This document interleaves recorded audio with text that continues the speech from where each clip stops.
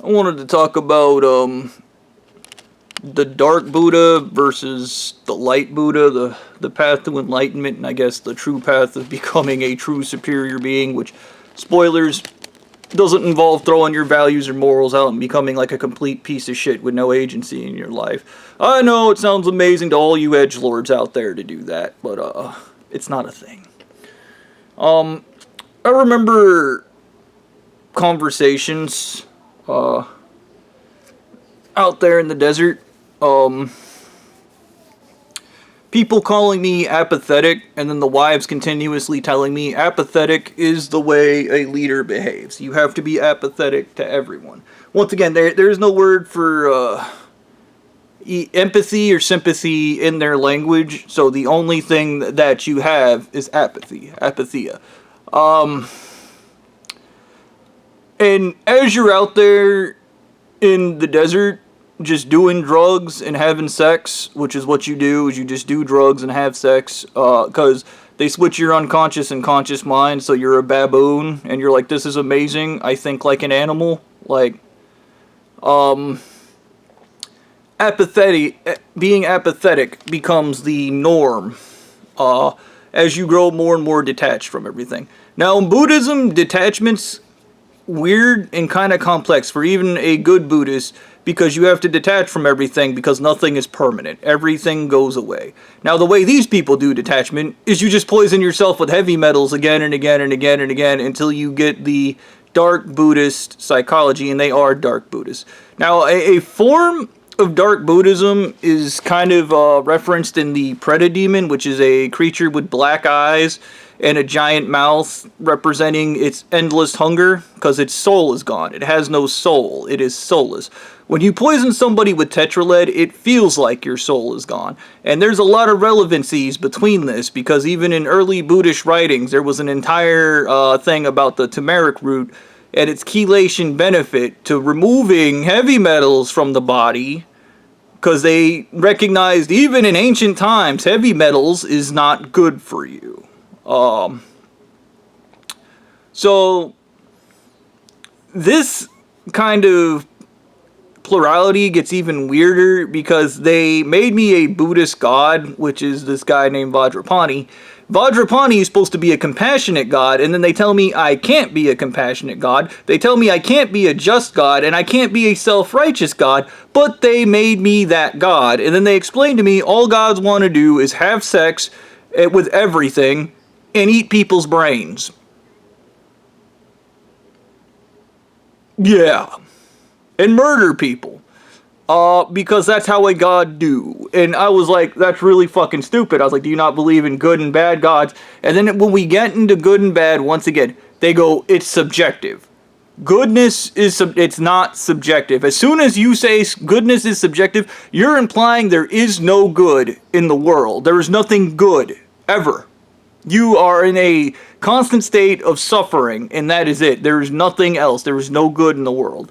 And the wives started arguing with me, and I remember this back and forth with them as I was trying to emulate, my subconscious mind was trying to emulate this being I was supposed to be. And this is why, this is that stupid shit where Blondie's like, I can replace him by becoming him, and I just... I was, whatever, dude. And everybody, even the guy, Taco, the Jose, the guy that created this church, literally believed he could replace Jesus. And this is because, once again, the unconscious mind doesn't have an identity, so it wants other people's identities. And it wants anybody's identity that is loved or liked. It wants to become that person. Okay, it is a disgusting creature. It is the invasion of the body snatchers, I guess. Like, I don't know. But it is technically, in Buddhism, a dark Buddha. The dark Buddha is kind of characterized through, like, selfishness, whereas the good Buddha is characterized through selflessness. And the wife started telling me I couldn't act selfless out there. Basically, you cannot, when you're God, one, you can't do anything good for anybody. You have to do everything through coercion, manipulation, and threats, and poisoning, and hurting people, and it's mostly hurting people. You're basically hurting everybody into doing what you want them to do. You're not a good or just God in that nature. It is all smoke and mirrors. I'm hurting people into doing what I want them to do. And then they go, you see, it's good for you. And I remember the wives explained to me, as long as people do what I want them to do, nothing bad will happen to them. And once they see that once I force them to do things they don't want to do, and I just completely ignore what they think is important and just do what I think is important, and then force my rules and values onto them, while simultaneously telling them, you can't force your laws and values onto me, but I can force mine onto you. This is not, and this shit, like, the obsession with being a complete piece of shit is the thing that disturbs me the most. There was this weird event, I remember when I was president, this little girl called and told me I'd put her daddy in prison. And basically this spiteful little cunt was trying to get me to kill myself, the same way Blondie did with Pastel Bunny, where Blondie set that stupid shit up where I'd have to kill myself so he wouldn't have to kill Pastel Bunny, and then I just told him I'm out of it, and he ended up having to kill Pastel Bunny. Because these people are antisocial. They're constantly plotting. They are plotting ass motherfuckers no matter what. They're always trying, and their plots don't work, okay? I wouldn't be surprised if their failure rate is something like 70 to 80% in their manipulations, and then the ones they do succeed in, they didn't actually need to manipulate anybody.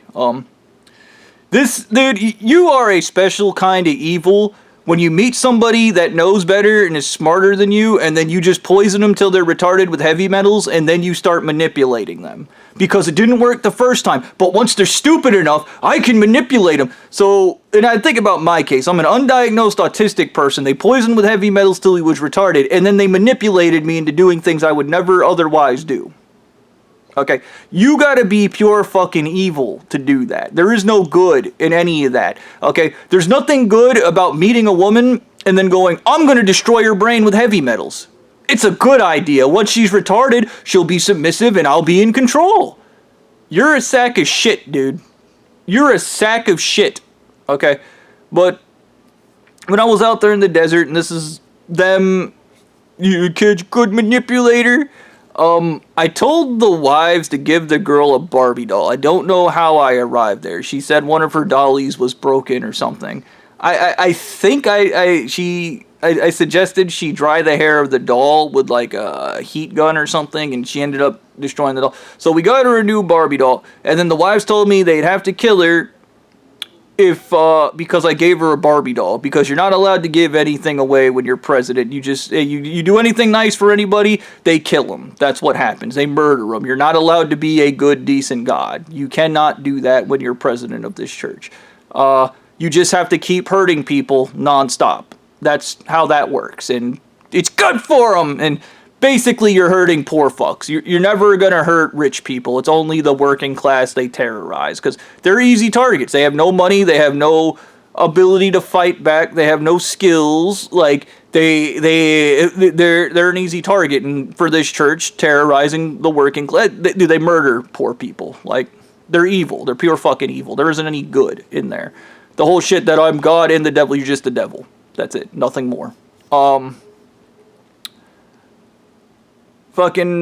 this girl that's mad that I put her daddy in prison, starts trying to manipulate me into killing myself. And, there's some guy, he's like representing me, he's one of the church leaders, he's down there, he's supposed to be having a tea party with this little girl, and I'm like, just basically take the doll back from her. And the guy's like, blah, blah, blah, and the little girl refuses to give the doll back, and then she's like, well, you could kill yourself, and then I could keep the doll. And she was like, this is gonna work, and I was like, this isn't gonna work. And Dude, this is the weird part. You have this nagging sensation in your head when you're out there. I don't know how to explain it because you have a brain fog from heavy metals. You're retarded on drugs. You're all fucked up. But you are not operating in your norms. Okay? Had I been cognizant, had I been comprehensive of the situation, I would have been able to probably work things out better, but these dumb bitches kept insisting that being a piece of shit was the only way to do things when you're a god. You just become the biggest piece of shit on the planet, and it's good for everyone. So, anywho, eventually, the little girl refuses to give up the doll. It is like, we're gonna get him to kill himself. He thinks being a good person is a good idea. He thinks giving. And then I was just like, the guy on the church leader was like, basically, I'm tired of this bitch. I'm gonna handle this.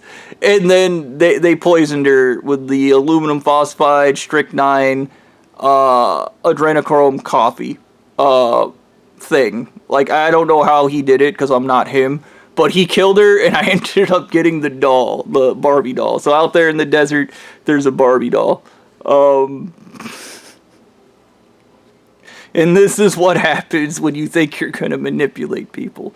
But the wives, as opposed to feeling bad for the girl, they actually thought it was hilarious that I had out-manipulated the little girl, which is extremely fucked up. But once again, I don't do drugs. I don't behave any nature that these stupid fuckers were like, this is how you do. Like, I don't... Like I said, in the nature of being a good Buddha, I don't think good Buddhists just sit around doing drugs. Okay? These people need to do drugs because they shouldn't have to... Dude, this weird shit. I remember this quote from Stu that was like, as long as you have a sorrowful soul, you can kill anybody you want. And it's, you don't feel guilt or remorse. You're a psychopath. You can't have a sorrowful soul, so you're going to hell. That's how that works. Like, I just... Whatever. I hope you guys enjoyed this rant.